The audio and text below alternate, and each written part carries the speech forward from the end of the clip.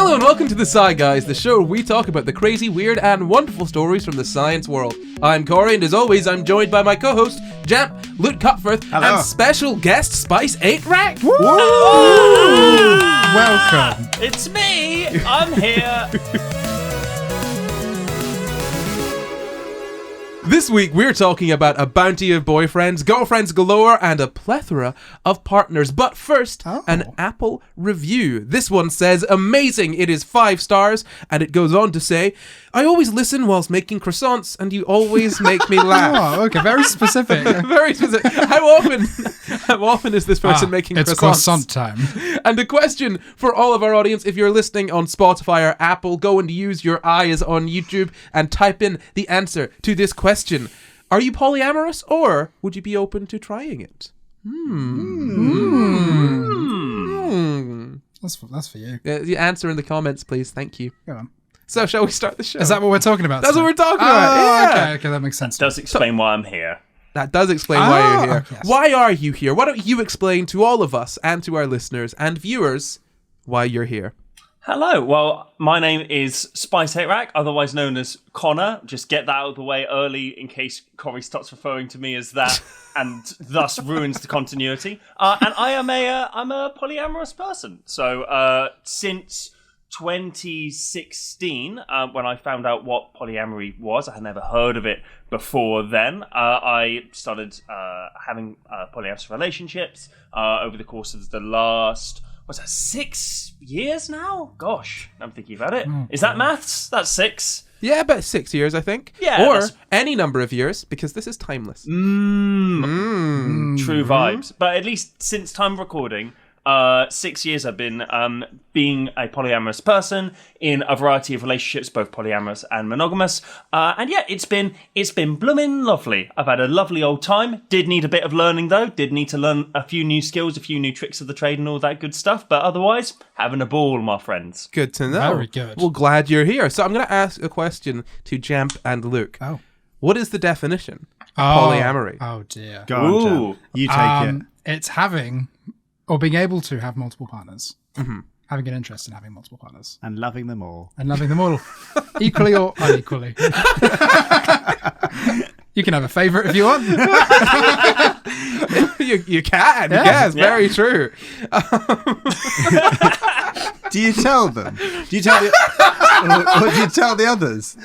I mean, do you tell your kid that you've got a favorite kid? I don't know. Yeah. No, I think you'd mention if you've got a favorite, because that's an important part of the relationship, right? Absolutely. One of the main and important facets of it in every relationship that you're ever in is always communication. But with polyamory, because you do have if you are engaging in sort of like polyamorous relationships, plural, you have multiple people's feelings to take into account. On a purely sort of pragmatic basis, you have multiple people's schedules to take into account as well.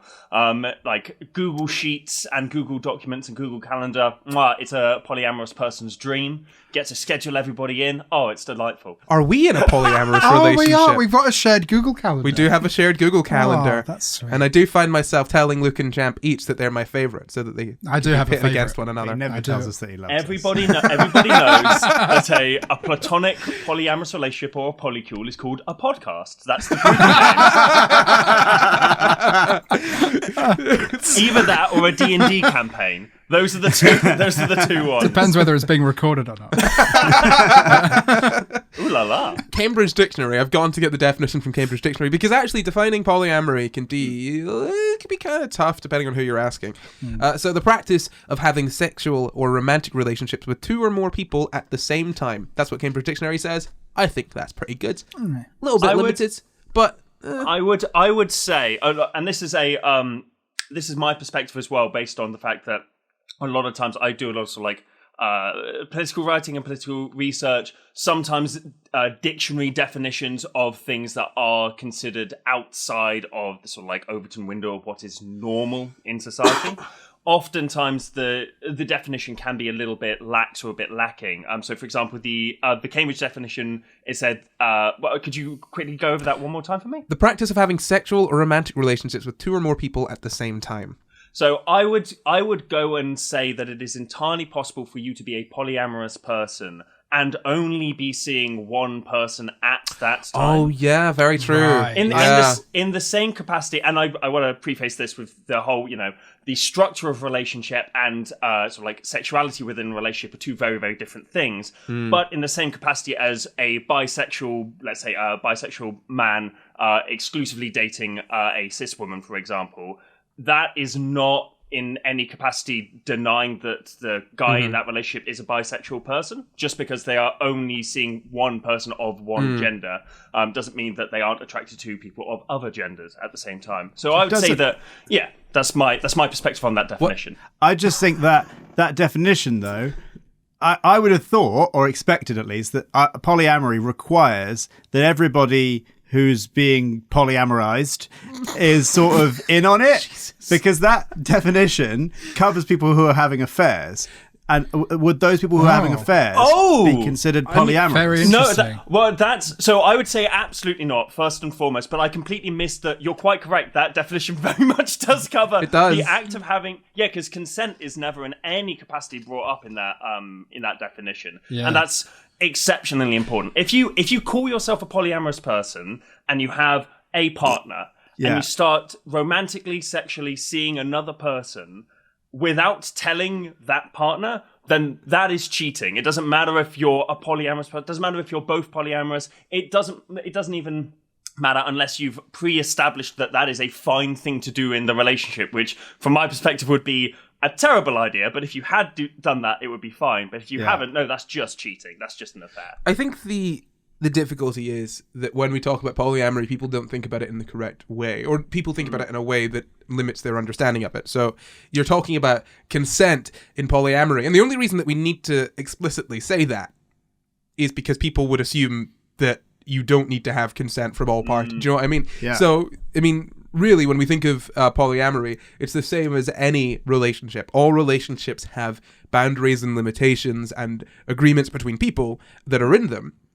We just tend not to talk about a lot of those, right? So it's usually kind of a given that if you're in a monogamous relationship with someone, or rather, if you're in a relationship with just one person, it is almost assumed that you are going to be monogamous to a relatively average degree, right? Wherein you're not going to have sex with someone else, you're not going to have romantic relationships with anyone else, but then you also have these difficulties of like some people will say that texting someone is cheating, right? So my point here is that in all relationships you need to establish boundaries, and we tend to think we tend to kind of have a set of expected boundaries that we just take for granted in traditionally monogamous relationships, which can't really be the case in polyamorous relationships because they are, to an extent, a deviation from the norm. Yeah. That scans. No notes. Perfect. So moving on to ethical non-monogamy, I just want to briefly touch on that because it's kind of under, you could kind of class it under polyamory, but ethical non-monogamy tends to focus more on sexual relationships, and generally, from what I've read, it seems that people would view ethical non-monogamy as partners generally being romantically or emotionally monogamous, but more sexually open. Obviously, definitions differ based on who you ask, but this is generally what I find. It's what I found in scientific papers. That's what I'm saying to you. That generally when people talk about ethical non-monogamy, they're usually talking about being open in terms of sex rather than being open in terms of having equal committed relationships with other people. Yeah, or not necessarily even equal committed relationships with other people, but committed certainly some kind of commitment for sure. Yeah, exactly. Shall we maybe go through some types of polyamorous relationship? Oh, yes. Love to. I didn't know how many types there were. It's like Pokemon. That's fun, right? We'll try and catch them all. Do you want to try and name any types of polyamorous relationship? And this is all coming, by the way, from a website called Choosing Therapy. It's been reviewed by a doctor. Okay. That's not to say that... Yeah, a doctor has reviewed this. I would guess an open relationship is a form of polyamorous relationship. It's not on my list, Luke. Oh, I'm sorry. Would you like to? Would you like to add it to your list? Would you like to describe what you mean by? I don't entirely know, but I think an open relationship is sort of a modification of a traditional monogamous relationship where you're able to sort of deviate slightly, but you're not going to form another relationship with another person. But you can have sex with people, maybe. I don't know. That sounds like the first one on my list, which is hierarchical poly. So that would sounds like what you're describing there would fall under that. So you got a bae, but then you got you got a favourite. A secondary bae. Yeah, you got a favourite. Exactly. I mean, I think like it's the thing is though that like having a conversation where you have like a hierarchical monogamous polyamorous relationship. It is, you have a main relationship. You have the person that you are, for example, committed to in terms of like the long term, and you might have other people who you are committed to in an equally sort of passionate or romantic or sexual capacity. But there is that understanding that there is one or two people within this entire sort of relationship structure that I have, that you have with me, that come before everything. So you can. That's it is funny to say like, oh, I have a favorite. That is a funny a way to perceive it, but like it's not like too far from the sort of reality of some polyamorous relationships. Yeah. Obviously, not all polyamorous relationships are like that, but that's certainly the case in some of them. I feel like we need to pull out our stock phrase, the thing we always have to say whenever we're talking about any group of people. Polyamorous people are not a monolith. There is an incredible amount of diversity of thought amongst polyamorous people. So what we're talking about today does not necessarily describe all polyamorous people. More than one experience. More than one experience. We all love waistcoats. That's so true. That's the monolith. Across the board. Polyamorous people. That's how they spot each other. That's whenever you see a group. I wore a waistcoat to my wedding. Ooh. What a mistake. That was very confusing. Yeah, we were all talking about it. We were like, that's a really odd thing for him to do, but you okay. were trying to pick up people at your wedding. So you spent so much time like not talking to the bride, before the wedding. It was very confusing. If I was at that wedding and seen you wear a waistcoat, I would have gone, so that's the favourite. Okay. That's the favourite. The one that's getting married to him. That's the favourite. Got it. Just letting everyone else know who the favourite was. Was she in a waistcoat as well? Under the dress, Under the dress, a little waistcoat. So yeah, a hierarchical poly would probably describe what you're talking about there as an open relationship. Generally, these are where you've got sort of primary relationship, and then you can explore secondary relationships. Again, I've seen people talk about this in multiple places, saying this kind of relationship structure can be unhealthy. Essentially, some people don't like the idea of hierarchy in relationships. I personally think that that's maybe a bit short-sighted, because there's always a hierarchy in terms of not necessarily always a hierarchy in terms of relationship, but in terms of certain needs and whatnot, you're going to have hierarchy. Someone that you're more likely to turn to for X thing, or someone that you enjoy doing Y thing more with. And I think denying that for the sake of making sure that everyone feels as though they are equally valued is potentially more unhealthy than being open and honest about just your relationships with people. I think it also loses sight of the fact that there are lots of different reasons and types of relationship. Like there's quite often depicted in TV and film. I don't know how common it is in the real world, but often there's like a sort of power couple depicted who are maybe like later on in like middle-aged life, and they're sort of power couple. They're still together. They've been together for a while, but then they both explore sexual relationships outside of that couple. Maybe they don't want to have sex with each other anymore, or maybe they just want to have fun, but they stay together. A relationship is not just about that thing. They stay together because they're partners in life, and they might want to try out other things. I don't know. Yeah. Just on two things. I think in terms of, the term open relationship, from my perspective at least, does fall somewhat outside of the umbrella of polyamory, and is more a term used by people who, for the most part, view their relationship as a monogamous one, but there is some element of having sex or having sexual relationships outside of that relationship, but the core of it is monogamy. A hierarchical polyamorous relationship may look quite similar, but will have certain qualitative differences, and certainly will have a different foundation to the relationship. And not to say that open relationships or hierarchical polyamorous relationships are better or worse than one another. I think there is sort of just that qualitative. One is based more in monogamy, one is based more in polyamory. And I would on the topic of sort of hierarchy in relationship, I think that there. From sort of like anarchist writing on my wall. Oh no! It's got to pop out at some point. But like, no, I feel that when it comes to having non-hierarchy in relationships, it completely depends on what you mutually decide amongst yourselves. Because in some polyamorous relationships, like a hierarchical one, you have sort of, central two people and then other people. But in a polycule where, people came together roughly at the same time, or maybe that, everyone lives together in sort of like a house or a commune or something like that, then there can be a much easier way of establishing a non-hierarchical relationship. Whereas if you're, for example, if you were living with your partner and were trying polyamory out and brought someone else into the relationship, and maybe you are seeing them, or maybe you and your partner are seeing this other person, the fact that you are living with one person naturally, just purely based on the material conditions in which you both live, is going to create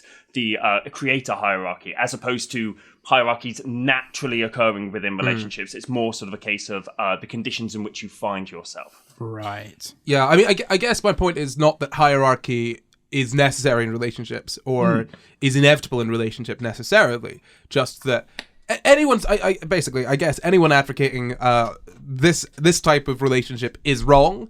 What it usually comes from them not personally feeling comfortable with said type of relationship, unless we're talking about abusive relationships and whatot. But you can have hierarchy. Obviously. That's one of the types of polyamory. Abusive polyamory. That's the one the doctor put a big red X next to. No. But you know what I mean in terms of if someone is saying to you, a hierarchy in relationships is inherently bad, probably isn't. If you're comfortable with it, it's probably fine. I mean, to be honest, so long as everyone is comfortable, safe, and happy, you're good. You're good. Ain't that just the way, baby? I'm just going to quickly run through some other types of polyamorous relationship that I've found, just to give you an idea, because I guess we tend to focus on the sort of the sort of like, I guess, sort of anchor couple or sort of anchor partners, where you've got sort of two people and then there are other relationships outside of that. Basically because most people are looking at this from a monogamous point of view. So necessarily you're going to view it through that lens that you are most sort of comfortable with. So some more types of polyamorous relationship. You've got a triad, or which is can often be described as a sort of throuple. It's essentially two partners who are open to dating a third person, but only together. Right. That's another one that you would probably more commonly hear about because it more easily fits into a sort of monogamous lens. Then there's a quad, which is sort of couples that choose to date other couples. Again, easier to understand through a monogamous lens. Then there's, goodness me, there is a V, which is apparently one person who dates two people separately. So, right. Yeah, does that make sense? Makes the shape of a V. Yeah, makes the shape of a V. Yes. But they don't date each other. No. Yeah. No. That's a triangle. So they could, so they these people might never know each other, or they could be friends with each other, but they're not romantically involved with each other. Cool. Then there's something I'm sure Connor would absolutely love, which is relationship anarchy. I was gonna suggest this because of the hierarchy one. I was like, is there the flip side of that? Yeah. Anarchistic. None of you tell each other which one's the favourite. This is a relationship structure wherein, or you tell everyone that they're the favourite. but maybe everybody is the favourite. That's exactly. Thing. Or a different day. There is no the favourite. Another day, another favourite. We're all favourites. You gotta pull your head out of this sort of hierarchical lens of favourites, Luke. Yeah. There are no favourites. Okay. Or maybe there are genuinely no favourites in relationship anarchy. Or maybe there are favourites, but for different. So in relationship anarchy, now let's be serious about the actual definition of this. Relationship anarchy is not about. It's more about sort of not having these sort of rules or labels or hierarchy as restrictions. You just let things sort of follow their course, really. Cool. Right. You know, you're not saying you can't date this kind of person or I have veto on that. It's just people that are making relationships Yeah. without sort Kind of of those like restrictions. friendships. Yeah. Kind of like you don't have set rules in your friendships. You don't. If I spend a week with Jamp, no one's going to tell me not to do that. And there are, is that fair? I don't mean that as a joke. I mean that's the. No, I think that is very fair. I think that it's I have sort of only like what I can see from very sort of like queer scenes that I'm a part of, and you can see sort of people who are in committed relationships with like between two people or with three people going and dating someone else for a time, and that becomes a different relationship. And it could even be a case of, committed relationships transition from a sexual one to a sexual and romantic one into just a platonic one, or back again and stuff like that. And just as very much as Corey said, sort of like letting things go with the flow, as it were. I would say that like it's something that I find difficult to. I personally wouldn't ever want to necessarily be involved too heavily in an example of relationship anarchy.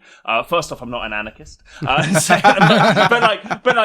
second off, it's a case of the more people who are involved in any sort of polyamorous situation, the more people that you need to be communicative with and like get consent from as well. And there is a fine line between feeling free to, see whoever you want, date whoever you want and stuff like that, and also making sure that people whose feelings may necessarily be injured in some way by you acting like that, making sure that they are okay and making sure that everyone is having a good time.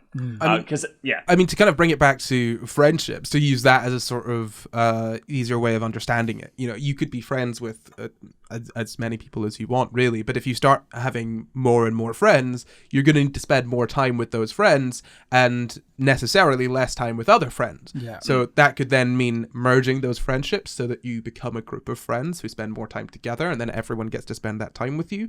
Or it means having a conversation with your other friends as to why you're suddenly not spending as much time with them. Do you know what I mean? Yeah. Like and also if you've got one friend who might have a very specific problem with another person that you don't have a specific problem with, you might want to have a conversation with that initial friend if you're going to start spending time with the person that they've got a problem with. Yeah. Right? And I mean, essentially what this is about communication, which is why I think most people are probably think that polyamory is very difficult, because people are terrible at communication, man. Yeah. I mean, somewhat to jump off of that, because I've been poly for 6 years or so. I've had a lot of people in my life who have come and who have gone, who have like I've talked to them about polyamory, and they've gone, oh, that sounds really interesting, I want to give that a go, or like me and my partner want to give that a go, and stuff like that. And invariably, when people just view it as, oh, we can just be romantically or sexually involved with whoever we want, and let's just be free, invariably it becomes a problem, because they're not necessarily communicating. They're still viewing this, as Corey's been saying, like viewing it from a monogamous through a monogamous lens of like.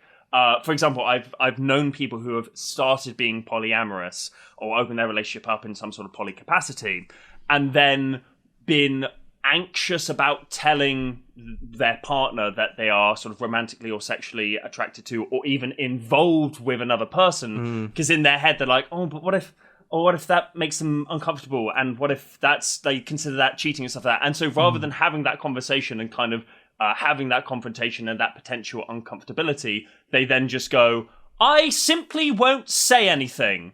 And then the relationship explodes. Yeah. Because if you don't talk to your partner, regardless of if you're monogamous or polyamorous or in a anarchistic polyamorous commune, good for you if you are, and that's working out for you. Love to you. You've got to communicate. It's the basis. You've got to get communication. You've got to get consent. And I think the fact that most people, this is something that I'm not basing this on research I've read. This is squarely my opinion based on my experiences and blah blah blah. Okay, the disclaimer's done. Okay, I'm going to say what I think now.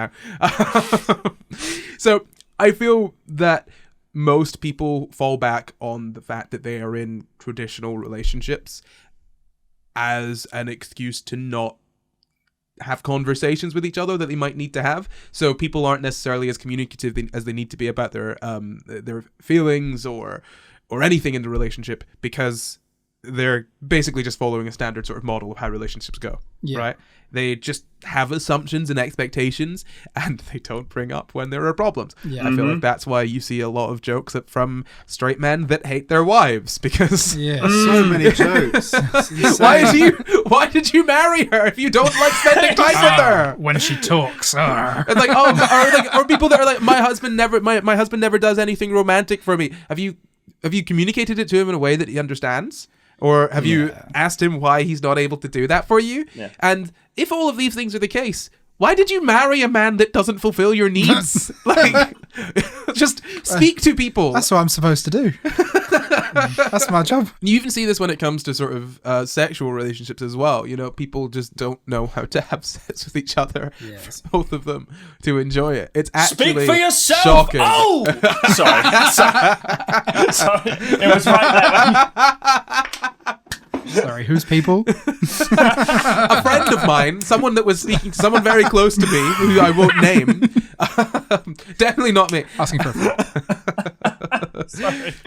But no, I genuinely think that relationships would be better served by more open communication, which is why I think a lot of relationships are pretty poor. Why divorce rates are probably so high. My wife had a very funny interaction. So me and my wife have each other on Find My Friend, so that we know when each other are home or like that kind of thing. And this guy was like, she was like watching me on the map when she was with this guy. I was coming to pick her up, and she was like, "Oh, he'll be here in a couple of minutes." And this guy was like, "Oh, that's really creepy." And she was like, "Why? We trust each other." She's like, when you get married, that'll end. Don't worry. He'll be wanting to stay late at the office, and he'll be wanting to say he's staying late at the office, but actually he's at the pub with his friends. And I was like, firstly, you don't know me at all. But I don't have an office. I don't go to the pub with my friends. Rarely I do, and if I do, my wife's there. But he was like, that'll end when you get married. Well, that man's divorced now. And I feel that the closest you've got to being at the office, and also going for drinks with your friends, is SCI Guys. Yeah. And whenever you want to stay here after SCI Guys, you call your wife to ask her permission. And she's always like, yes. And I'm like, oh yeah, I'm allowed to make decisions. Fantastic. Beautiful. But it is genuinely shocking how okay, so you've got partners that don't know the passcodes to each other's phones, and that's perfectly fine if you don't want your partner having the passcode to your phone, but sometimes it's useful to have the passcode. And also, when people don't want partners having the passcode, a lot of the time it comes down to the fact that they don't trust them not to just go through their phone, which I feel like is a very odd thing. Like, one, why would they do that if you've asked them not to, you know? And why would they also then be suspicious enough to be going through? There's so many problems there. It's like when they invented private mode on Internet Explorer, and they were like, this can be used when, for example, you're purchasing a birthday present for somebody and you don't want it to be in the history. It's like, yeah, sure, man, that's what that's for. Definitely, that's what that's for. And also, like, you're in relationships where regularly your significant other will check the internet history to see what has happened on that computer. I check it every day. It's a very, very strange. Again, it's a lot of sort of like. The basis of a lot of relationships and the basis of what people perceive in relationships is that they just don't communicate, and that things are left unsaid, and that privacy is necessary, because if you found out everything like that I was doing or that I was thinking at any given time, we would suddenly have a massive conflict. And that's the good thing about being a polyamorous person or in a polyamorous relationship, is that for it to succeed, you necessarily have to do that. You can be in a monogamous relationship. From at least my perspective, you can be in a monogamous relationship and it lasts many, many, many years and keep a lot of secrets. Lots and lots of older married couples do that with each other. And from my perspective, I don't think that's a good thing, but there is a functional relationship there that isn't going to explode at any given moment. You try and do that in a polyamorous relationship, you are going to completely ruin your relationship with one or two or many, many different people. Just too many people to keep secrets from, really. Yeah, exactly. Like, too many people to have on Find My Friends. Exactly. Scrolling for days. No, just looking like the Snapchat man. So I just want to quickly point out that there are other kinds of polyamorous relationships as well. You could have something called polyfidelity, which, if you think of that as relationship between multiple people where they're not seeking any further romantic or sexual relationships. I just wanted to point that one out because that's Like a closed loop. Yeah, sure. Yeah. Cool. I mean, the same way that one might think of any monogamous relationship, except in this case, there are just some more people. Just more people. Just some more people They're involved. exclusive, but to each other. Yeah, exactly. Yeah. Yeah. And I just feel the need to bring that up because it's quite important to understand that polyamory isn't just constantly adding more and more people to the repertoire. Yeah. Necessarily. Yeah. So there isn't a huge amount of research on polyamory, which is why we spent, I think, maybe the past 20, 25 minutes talking about just types of polyamory. But there's some research here and there. I can't find a whole lot of studies on polyamory in humans in general, though. A lot of the stuff you'll find is about monogamy and the move from more polyamorous relationships to monogamous relationships in humans or in animals in general. Although using the term polyamory there is kind of stretching the definition a bit. Usually it'd be polygamy or polygyny or polyandry. Yeah. Basically, All terms with which I am intimately familiar. to describe what those terms mean, polygamy refers to marriage, generally, is used in humans. So you've got polygyny, which would be many females, and polyandry is many males. Yeah? Yeah. Gotcha. So how do British people feel about polyamory? Not too positively. I don't want to know, mate. So I've got this from YouGov. The question was, by polyamorous relationship, we mean a relationship where people have multiple relationships with different partners at the same time, with the consent of everyone involved. Have you ever been, or do you think you could ever be, in a polyamorous relationship? 80% of people said no, they have not heard of it, and they would not be open to it. 9% of people said no, but they would be open to it. 1% of people said yes, they have been open to it. Yes, they have been in a relationship. Yes, they know what it is, and they have been in a polyamorous relationship. Okay. Yes. Goodness me. Polyamorous people joined the fantastic crew of the gingers and the Trans people. No, was it trans people or was it Intersex people. Intersex people of being 1% of the population. Congratulations. 1 to 2%. Yeah.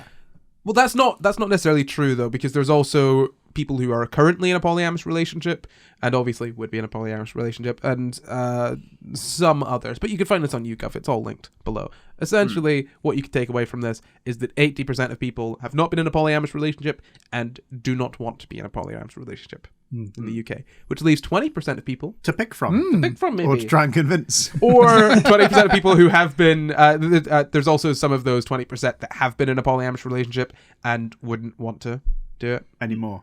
Yeah. I would always take surveys like this with like huge like a big old honking load of soul, because there is, I think for a lot of people, their perceptions of what polyamory is going to be pretty much.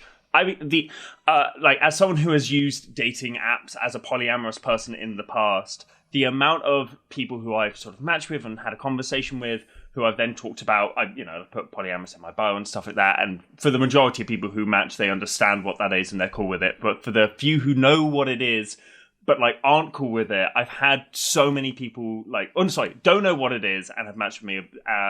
It is a case of the conversations go something along the lines of, so this is like cheating, but it's allowed, right? That's what that is. And it's literally, I think I had heard the phrase cheating by consent. It's like lying, but you're telling the truth when you're doing it, right? It's like lying with the truth, right? So of that 80% of people, I mean, in a very similar capacity, there was a very, very I was about to say funny, but it's sort of more in the darkly comedic capacity. There was a poll that showed recently that 40% of Americans think that Russia today is a communist state, which, and that's a significant portion of the population who are just objectively incorrect about the material facts of the world. And so that 80% of people who have heard about what polyamory is, or who haven't heard about what it is but wouldn't want to go anywhere near it, probably just haven't met and had a conversation with a poly person who's just it's really not that scary, pal. It's all good. Oh, absolutely. No, I think that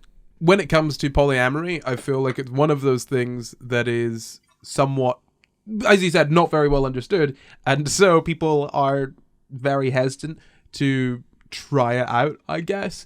But also, because our society is very much set up without polyamory in mind, I feel like that holds a lot of people back. In the same sense, we've spoken before about how there are people who could be described as bisexual who don't sort of identify as bisexual because of, I guess, social stigma or not necessarily needing to identify as bisexual. Do you know what I mean? Mm-hmm. That's fair enough. I also think to a certain degree, if like some people who, by all intents and purposes, could be described from the outlook as being either monogamous or polyamorous or bisexual or straight or something like that, if they choose to just go, I don't think that's what I am, like, that's fair enough. Yeah. You do you, my love.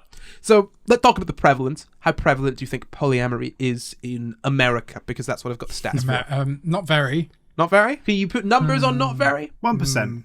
Are we talking nationwide or by specific state? Because I guarantee that the rates in California versus Oklahoma are going to be wildly different. So this is nationwide. So I've got a 0.6 to 5% point prevalence and a 2 to 23% lifetime prevalence. That means that at any one point in time, you've got 0.6 to 5% of people would be in sexually non-exclusive relationships. That's how it's defined in this survey. Yeah. And over their lifetime, 2 to 23% of people would be in one of those relationships. 2 to 23%. Yes, 23 is quite high. It's quite a margin. Where is that 10 times modifier brought in? How does that work?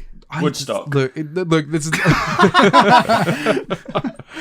I guess it depends on the survey questions and who was surveyed and how you extrapolate that outwards. Obviously, there's lots of things that go into it. At that point, there's no point asking the question. Between 0 and 100. Yeah, I mean it's anywhere between 2% and almost a quarter. Yes. Under a quarter. That gives you a good idea. Yeah, but I mean, obviously, it's a tough thing to understand. I mean, it was only coined, I think, in the 90s, the term polyamory. It was made sort of in two separate contexts within 2 years. So it was first used by Morning Glory Zell Ravenheart in a 1990 newsletter of the neo-pagan Church of All Worlds. And it came from the science fiction book Stranger in a Strange Land, written by Robert A. Heinlein. Or Heinlein? I'm not sure. Yeah. The second time that it was brought up was by Jennifer Wesp, who was looking for a word that could be used to mean non-monogamy, and ended up calling her mailing list alt polyamory in 1992. And then since then, obviously, definitions have been sort of added and debated and all of that. So this is coming from Defining Polyamory, a thematic analysis of lay people's definitions, which is a paper published in 2021. It's quite good if you'd like to have a look at it. It kind of looks into how people don't know what polyamory is. Essentially that's what it's Seems looking at. way. Yeah, it's all over the place when you ask people what they think it is. So that'd be the prevalence of polyamory, generally what it is and what the British people think of it.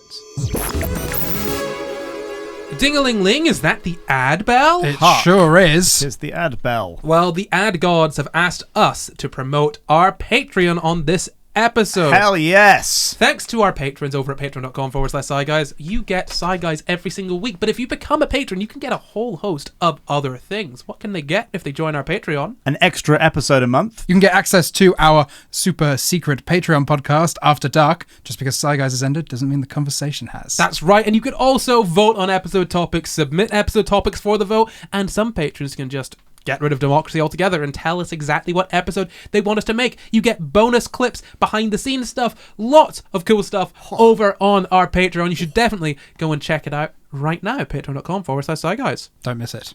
I agree. Let's start the show again.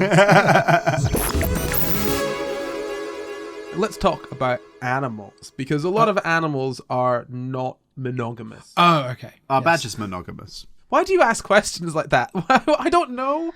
Let's Penguins find are out. monogamous. So, Badgers are usually monogamous. Great. yes. Usually. Okay. Well, they can be turned. Usually. 2 to 23% of the badger population. According to a YouGov poll of badgers. We asked all badgers. Actually, interestingly, 50% of YouGov polls are done with badgers. That's why you can't really trust them, because Interesting. yeah, badgers are notoriously Yeah, we seem to be wrong. Wind don't in the Willows is just a fictionalized polycule. We have established this now. So back to the animals. We figured out that badgers are usually monogamous. Are you happy with that one, Luke? Yeah, but I mean that's saying nothing of socialization. You don't know that society isn't enforcing the badger's monogamy. Jesus. Okay, that's very true. Badger society to could be re-educate the forcing badgers. badger Yes. monogamy onto those badgers. But what percentage of mammal species do you think are monogamous? 2 to 23%. I mean, yes, Are we it talking is within nationwide that. or It's state within, by it's within state? that. 17%. Yeah. Lower, way lower than I'm that. gonna say 5% or something like that. Oh, that's closer. So 9% of mammal species. That's 226%. Wow. Of mammal species. Not 226%. 226 mammal species, which is about just under 9% of all mammal species are monogamous. And even in the groups of species where monogamy is more common, it's not even necessarily as common as you think. So, for example, primates, which we are primates, they have about a quarter of species under primates are monogamous. Oh, God. Yeah, no, so not that many. And, so monogamy in humans, when do you think that started? Or not necessarily humans, in our ancestors, really. With the establishment of the church. No. No, with the establishment of Homo erectus about 1.9 million years ago, that's when we think monogamy probably started with our lot. That is interesting to me, though. No, it really is, because I would have assumed that it was a more sort of like socialized through, I don't know, like classical civilization, sort of ancient Greek style. But even then, now I'm thinking about it, that there's a huge sort of culture, particularly in like Rome, of sort of group sex and like lots and lots of relationships and concubines and the like. And that's why we should be quite specific about what we mean in regards to monogamy. So we'd usually describe humans as being socially monogamous, but not sexually or genetically monogamous. So this is from BBC Science Focus. It says, we usually live as couples, but the relationships aren't permanent and some sex occurs outside of the relationship. Serial monogamy. Plus some sexies. But then that wouldn't really With a sexy modifier. that wouldn't really truly be monogamy. It's in a sense, it's almost like describing yourself as vegan, except for the times when you eat meat. You know? The old egg. Yeah. No, I'm vegan for maybe 3 years at a time, and then I'm not vegan for a while, and then I find some vegan food, and I decide to be vegan again. Yeah. Yeah. So that by that standard, quite a significant chunk of the human race is unmonogamous. I mean, in practice, technically, I mean, it depends on how you sort of define monogamy. So in this sense, social monogamy means that you're essentially having one partner at a time. Yeah. So you can have a new partner and you might have sex outside of relationships. But generally, with humans, when you have a partner, you intend to stick with that partner for the foreseeable future. That's interesting. Essentially for life. Because there is a difference. Which one? Because I don't even necessarily know what monogamy is. Then in that case, like, is monogamy the practice of having one partner and sticking with that partner for life, or is it the practice of having one partner at a time? Because I thought having one partner at a time was serial monogamy.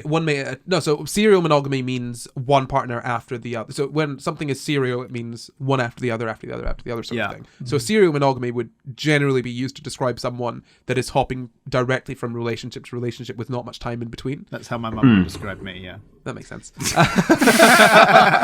But monogamy is just having one mate at a time. Some animals will mate for life. Yeah. So what's that? Extreme monogamy. Sure. Yeah. Let's call it.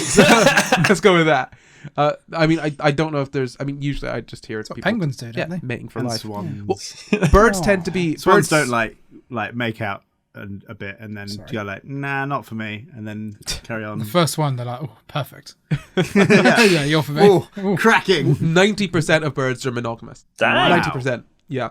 And so there's a lot of different explanations for why monogamy might have developed, because if you think about it, monogamy doesn't necessarily make sense from an evolutionary standpoint in a lot of cases, right? Why would you think it wouldn't make sense? Well, it wouldn't make sense because you are reducing your own genetic diversity. Exactly, yeah. So from a sort of, let's say, evolutionary perspective, you probably want to have a more polyamorous structure to relationships, because you can, for example, under under the umbrella of polyamory, you could have children with multiple different partners and therefore have a more diverse sort of second generation or next generation. And you could also share the load of raising said offspring with multiple different partners, which could then increase the chances of said offspring surviving. So that would be why you'd think maybe polyamory would be best. But there are obviously... But does that not risk the next generation mating with their half-brothers and sisters? Not really. No? No. I think that if you look at it, I mean, if you were to consider it from sort of like a perspective like historical materialism, that it would have to be a case of there is some kind of protection over the sort of like means of subsistence and the means of reproduction, aka food, shelter, and stuff, that is in some way benefited by monogamous relationships as opposed to a more polyamorous structure. So I have to imagine it would have something to do with like structure of early settlements or even just structures of like early groupings of Homo erectus just being, I don't know, maybe... I couldn't think of actually why. I'm sure you've got the answer before you. I do have the answer before me. Well, I say I have the answer before me. We don't actually know. We can't ask them. I need to preface it with that. We don't really know why They exactly. don't even know. Back, To be fair, they probably don't know either. Yeah, you pop back in your time machine, look at Homo erectus, they would probably not be very happy with you. You know? They go, that is a strange rock that you have there. And then pop you. And then smack you with their much harder rock. You know? Yes. My rock wins, yay! Now to be monogamous. So what I'm trying to say here is that essentially with non-monogamy, it seems as though there are more evolutionary pressures to keep that because it seems quite beneficial. But obviously there are pressures against it. We just don't necessarily know what all of those might be. But for example, if you have fathers, say, siring multiple children with different partners, it could then lower the chance of the father actually caring for the offspring, right? Because their goal is just spread seed as much as possible. Don't stick around to see it grow. But then if you stay close to prevent your partner cheating, then you could then share in the sort of load of raising the offspring, which could then increase the chance of the offspring sort of, I guess, surviving to adulthood, right? And in that case, sticking around with a partner to stop them from cheating would then essentially mean that you're then sort of more inclined to be monogamous, and that could be how monogamy has come about. But I found a paper... I don't necessarily agree with the phrase sticking around to prevent the partner from cheating. I think you're sticking around because you've evolved to stick around, no? No, if there's a behavioral thing of sticking around to stop your partner from cheating. For example, you mate with a female, and you think, I don't want this female to mate with any other males. Yeah. Because I want them to focus on raising my genetic offspring. Yeah. Then you're going to stick around with that female, right? Right. And then that could be what led to monogamy. But it's just applying sort of like a modern, like the modern terminology to a much earlier and like qualitatively different, but still kind of similar structure. Yeah. So I mean, it obviously, we wouldn't probably describe it as cheating. It's just stopping your mate from mating with others. But I mean, especially if you give the example of like in that situation where you're a male and you've mated and you're sticking around to prevent your sexual partner from cheating. Well, especially in the case of a human mother, there's an awful lot of resource investment that's gone into creating a human baby, of time and food and the risk to you and everything. So so you might cheat, yes, but you're also quite likely to raise that child to adulthood, regardless of whether the male sticks around or not. So but then also offspring with other, as a male, you don't necessarily want to have lots of other competitors for your offspring. Yeah, of course. But what I mean is that if the mother has loads of children to look after, that's going to be worse for her, especially if she's not got another person around to help. Not necessarily. Yeah, but you're not. So I feel like you're forgetting that the mother would also want to have as much diversity in her offspring as possible, because that would then increase the chances of her sort of DNA being passed on, right? Yeah. Because so let's say you have one partner who has a genetic anomaly that makes them very susceptible to one specific disease, right? Yeah. If you only mate with that one, if that disease comes about, then your offspring is likely to sort of die from that. But if you've mated with multiple partners, then that disease is only going to wipe out one of your offspring. Yeah, I guess I just take incentive. issue with the idea that the male is incentivized to stick around in order to prevent the partner from cheating, as opposed to the male is incentivized to stick around by the fact that children that had their in the past, children that had the father stick around were more likely to make it to adulthood, and those are the ones that propagated their genes. Well, there are multiple factors involved, right? So obviously, like this is just a potential example. Yeah, I guess I mean that the effect of the partner of the father sticking around is that the mother might be less likely to have sex with other men, but it's not. That's an effect, as opposed to the like it will make the mother not sleeping with another man would make that child more likely to have less brothers and sisters, for example, or less brothers and sisters with different fathers, and that might make it more likely to survive. But also the father sticking around would also make it potentially make it more likely to survive. Yeah, look, okay, put it this way, right? So I'll just read out this full quote here, right? Yeah. And I'll probably clear things up here. So the quote is saying, "It may be because human babies need a lot of looking after and stable couples can share the parenting burden, or it could be because men want to stay as close to prevent their partners from cheating, and it could also be a strategy that women evolved to discourage men from killing infants that they suspected were not theirs." I feel like you're getting very sort of hung up on this not being what you think would be the reason for it, but it's just a suggestion, and both of them I think are equally as valid as the other. Yeah, it's just they're not necessarily detangleable from each other, I guess is the point. Yeah, no, it's just a suggestion, but one could follow the other. Like they could both be the same. It doesn't hugely matter. The fact is we don't know. But here are some sort of things that might drive the pressure towards monogamy. So parental care costs and benefits, offspring need, infanticide, cost and benefits of multiple mating, mate competition, and the potential for mate guarding and resource use. There's a whole paper called Why Monogamy, a review of potential ultimate drivers, which you should look into if you want to know a little bit more about why monogamy might have developed out of more sort of polyamorous structures in early humans. But first, next, let's go on to quickly some myths and misconceptions about polyamory. I kind of want to talk about raising kids, because as far as I'm aware, there isn't any evidence of polyamory negatively affecting kids, by which I mean children being raised by polyamorous parents, not children in polyamorous relationships. I feel like that would be harmful. Yes. Important clarification. Yep. And a very important one at that. Yes. So the papers I have seen have limitations, and they're usually surveys, and some are retrospective as opposed to longitudinal. So you're not getting info on how people feel during an experience. You're getting info on how they were feeling during past experiences, and they're also usually surveys of the parents, so you're not really getting the kids' perspective in a lot of them.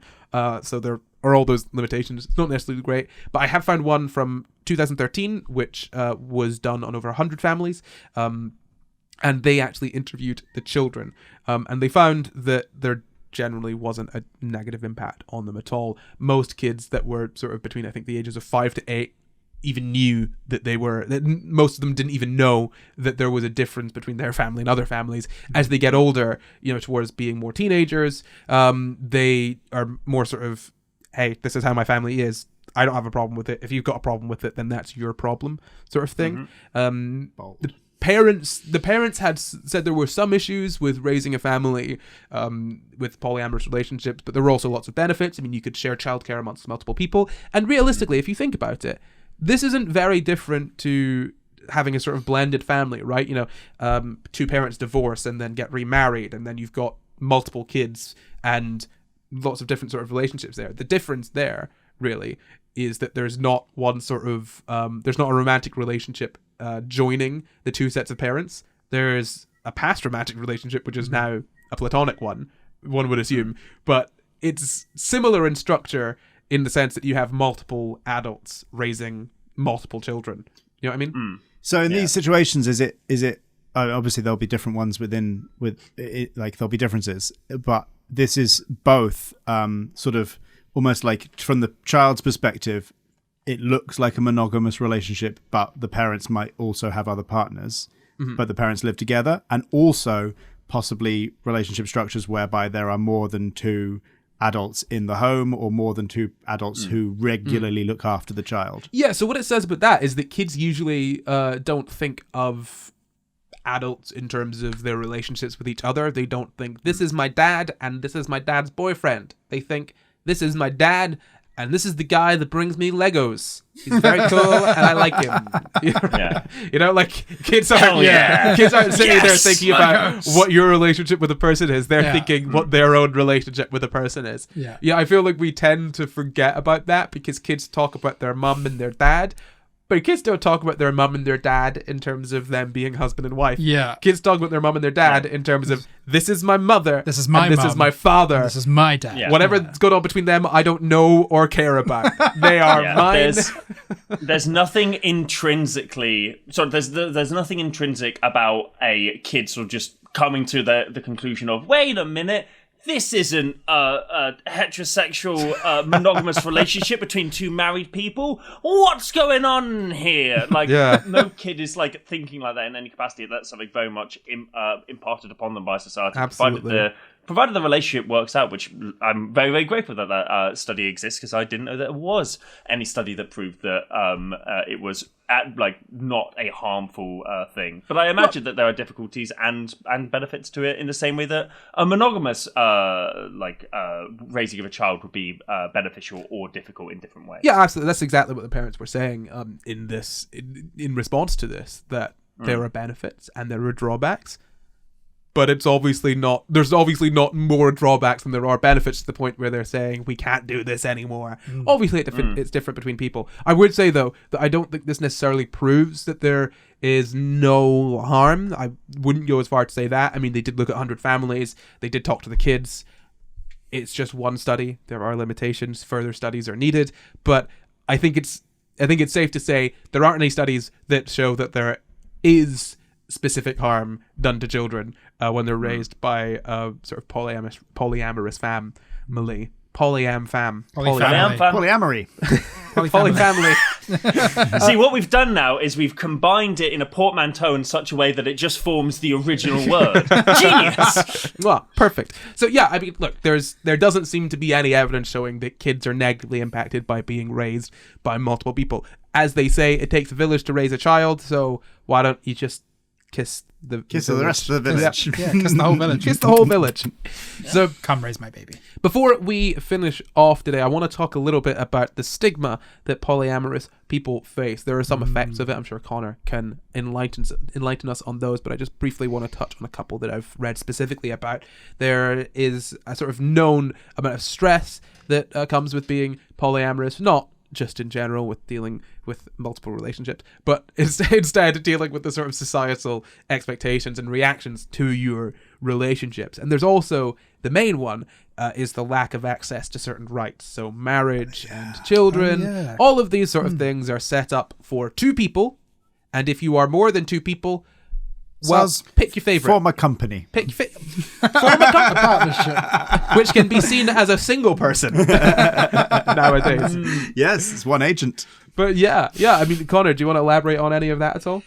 I think structurally, yes, things aren't arranged in a capacity that allows for polyamorous relationships to exist with the same kind of rights and recognition by the state as monogamous relationships are, but to a very certain degree, and this is very much my personal perspective as someone I'm not a fan of this state, not a fan of it at all.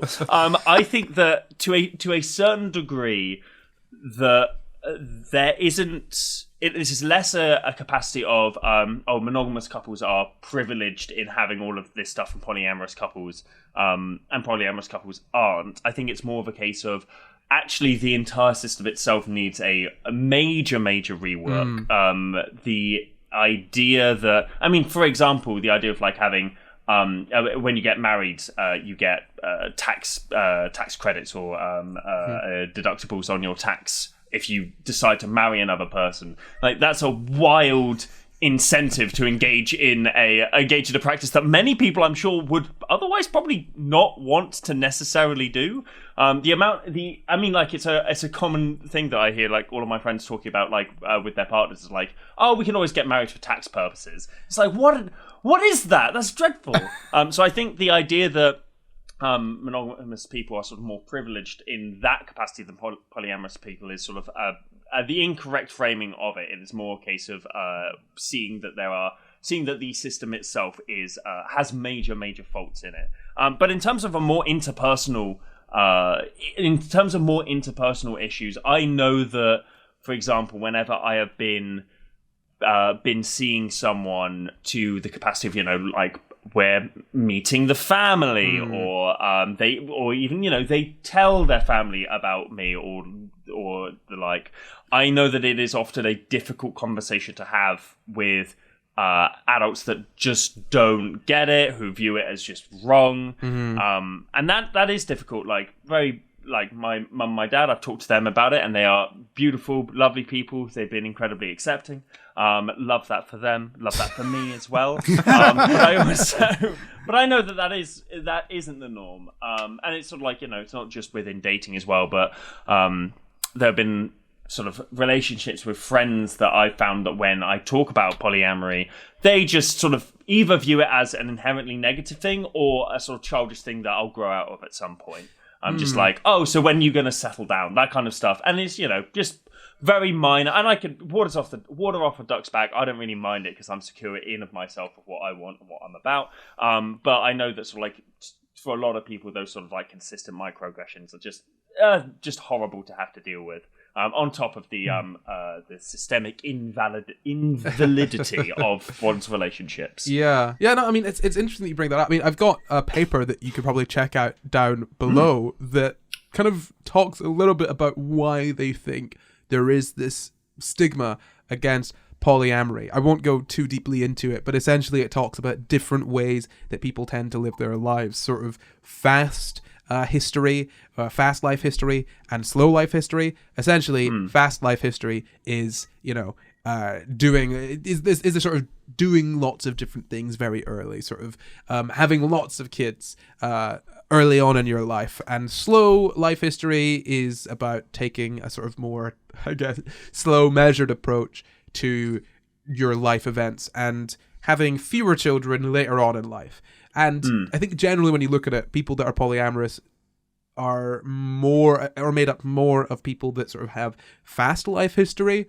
But then, I mean, I would definitely look into this study, because what I've got here is that it's kind of odd. It starts talking about how fast life history can be associated with teen pregnancy, absent fathers, and higher crime rates. Like, those can all be indicators for fast life history. So I feel like there's some confounding factors there. But essentially the conclusion that it comes to is that people that are consensually non-monogamous or polyamorous might be experiencing some stigma from people who have sort of slow life history and see fast life history as being sort of threatening in that sense, because there is a certain competition to fast life history. I mean, I'm not saying this is exactly why the stigma is there. It was just an interesting paper that I found that I'm recommending to all of you listening.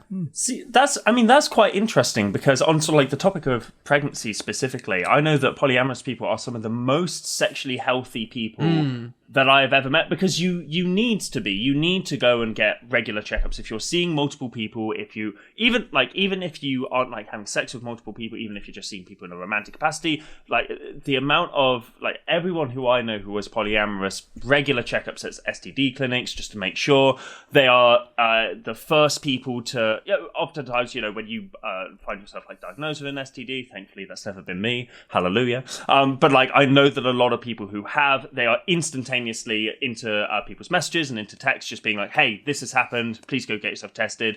Whereas I know a lot of monogamous people, especially when I was in university, who would be like, oh, I'm really embarrassed, I got chlamydia. I don't really want to tell anybody, including the people I slept with, so I'm just gonna let them find out on their own. They'll figure it out, won't they? Yeah. But it's that communication thing. So the idea of like, and this is mainly from my perspective, like polyamorous people that I know, but I have like, whenever there has been sort of like a pregnancy scare or something like that, it is usually met with not only sort of like solidarity and people openly communicating about what's happening and a very sort of progressive and very accepting and understanding response, but also it doesn't happen very often because you use protection. Like you just have to. If you're seeing multiple people and they are seeing multiple people, you have to use it. People who are polyamorous are incredibly safe with their sex life. So the teen pregnancy thing, I find very I guess like that could happen before you become polyamorous. So I'm glad you brought that up, because that was the sort of next part of what I was going to say on this paper, is that they're talking, not necessarily saying that being consensually non-monogamous or polyamory, that engaging in either of those then sort of leads to those things, but rather that potentially people that have a sort of more fast life history will then sort of find themselves in these kinds of relationships or practicing that sort of lifestyle. And because there is so much sort of support and openness and all of these sort of factors within sort of polyamory, it then sort of you don't then see people that are polyamorous having all of these sort of indicators, sort of pregnancy and like sort of say poor sexual health or a not necessarily open approach to sexual health. You won't necessarily see that in polyamorous people. What it suggests is that potentially people with fast life history have sort of consensual non-monogamy and polyamory almost as an outlet, which then results in them not acting in the way that would be typical of people that have sort of fast life history. It's an interesting read, I guess. I'm not saying that I fully agree with everything that's in there. I'm not saying that I necessarily fully understand everything that's in there, but it's it's definitely interesting in what it sort of posits. Essentially, what it's saying is that sort of polyamory provides this really great sort of structure that allows you to sort of be more open, but also more communicative, and that sort of necessity of communication then results in, I guess, healthier relationships in a group of people that may be somewhat predisposed to having more typically unhealthy relationships. Does that make sense? Yeah. Like it's almost like it provides a structure which they weren't provided by society. Yeah. It's like, this helps. It's like almost like the sexual scripting stuff that we talked about with Ian, where it's like if you see a sort of example of like how you see an example of like, that's how I am and that's how things can go for me and they can be okay, you feel better. And if the sort of traditional way of being in relationships and relating to other people didn't work for you and you didn't have a structure that worked for you, you might be more likely to sort of be a bit more chaotic because you don't have any and that might lead you down into places where you're, for example, getting pregnant earlier in life. And then if you then come across a community that helps you make sense of who you are, feel okay and feel like things can be okay for you and give you a structure to follow, then great, you're all sorted. Yeah, I feel like a lot of studies, there's limitations on the sort of why and how things lead into one another, or how sort of different observations actually interact with one another. And in this case, bear in mind that what I've said about people with fast life history, what they sort of present about people with fast life history, that doesn't inherently apply to polyamorous people at all. I just need to make that 100% clear, that what you say about people fast life history does not apply to polyamory. In fact, it's almost the opposite. Polyamory, it tends to, as I said, promote that sort of more open communication. And if you're looking at a healthy polyamorous relationship, you're not necessarily going to see all of those same outcomes that you would see in people with fast life history. Yeah. So that is everything I've looked at on polyamory this week. If you'd like to look at something more specific, for example, polyamory and raising children, or how polyamory turned into monogamy in early humans, anything that we've spoken about today that you want to know more about specifically, head over to our Patreon. You can join that, and at certain tiers you can suggest a topic every single month for the vote. And if you want to become an executive producer, you can go ahead and just tell us what topic you want us to cover. So head to our Patreon at patreon.com/SCI GUYS to tell us what to do next. But I think it's time for a quick fire quiz. Ooh, dun, dun, dun, dun. Polyamory edition. So the rules for the quickfire quiz are the same as always. I will ask one question. That's one question between the three of you. The first person to buzz in with the correct answer after I finish asking the question wins. What do they win, Jim? A good polyamorous relationship. You gosh darn right. There you go. Luke, just one. Just one. Just Now, one. as you get more points, Luke, what is your buzzer? Polly. Jam, what is your buzzer? Amorous. Connor, what is your buzzer? relationship. Very good. So my question for you today, and remember, I have to finish asking the question before you can buzz in with your answer. My question is, what percentage of mammals are monogamous? Polly. Amorous. 9%. Ding, ding, ding. That is correct. Hell yeah. Well done. I'm sorry, Connor, you don't win healthy polyamory. I never said healthy. You win lots of unhealthy. I thought you said healthy. I never said healthy. What did you say? I said a little. I said little. Oh, so sorry, you get no polyamorous relationships ever again. Sorry. It's not happening. No. That's it. That's going to suck for a lot of people. I've got a lot of phone calls to make. But unfortunately, you will not be sucking for a lot of people. Before we go, we'd like to thank all of our patrons with a very special thank you to executive producers Rosa Rodriguez and Tanito. And thank you for watching. You can find the full references for this episode in the description. Subscribe for new episodes every Sunday. And why don't leave us a nice wee comment? You can support the pod at patreon.com/SciGuys, or you can find and contact us at SciGuysPod on Twitter, Facebook, Instagram, here on YouTube, and at SciGuys on TikTok too. Or you can send us an email at SciGuysPod@gmail.com. That's SciGuysPod@gmail.com. At gmail.com. You can follow me at Not Corey everywhere. Follow me at Jampkin everywhere. You can follow me at Luke Cutforth everywhere. And you can follow me at Spice8Rack everywhere. Goodbye. Goodbye. Goodbye.